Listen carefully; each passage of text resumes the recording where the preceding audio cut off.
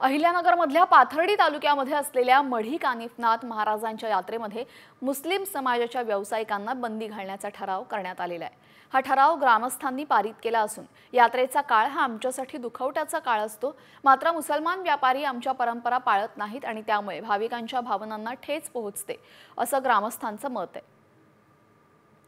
होळीपासून मढीच्या यात्रेला सुरुवात होते तर गुढीपाडव्याला सांगता होते।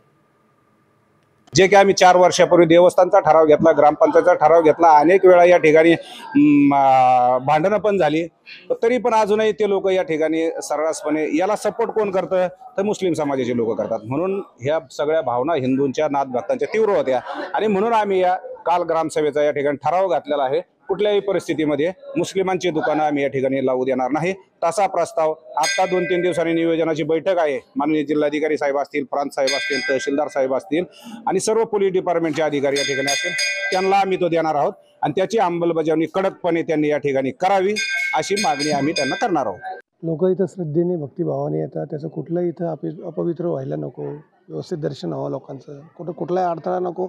आणि मग हा निर्णय जर देवस्थान समिती ट्रस्ट किंवा इथलं काय लोकल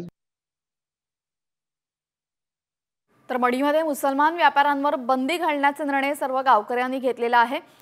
मढी ग्रामस्थांनी हा मोठा निर्णय घेतला असून हिंदूंच्या भावना त्यांच्याकडनं दुखावल्या जातात, याचमुळे हा निर्णय घेण्यात आल्याचं म्हणण्यात आलेलं आहे। कानिफनाथांच्या यात्रेला सुरुवात होणार आणि यात्रेचा काळ हा दुखवट्याचा असतो। मात्र मुसलमान व्यापाऱ्यांकडनं त्याचं पालन होत नाही आणि त्याचमुळे आता मुस्लिम व्यापाऱ्यांवर बंदी घालण्याचा मोठा निर्णय ग्रामस्थांनी घेतलाय।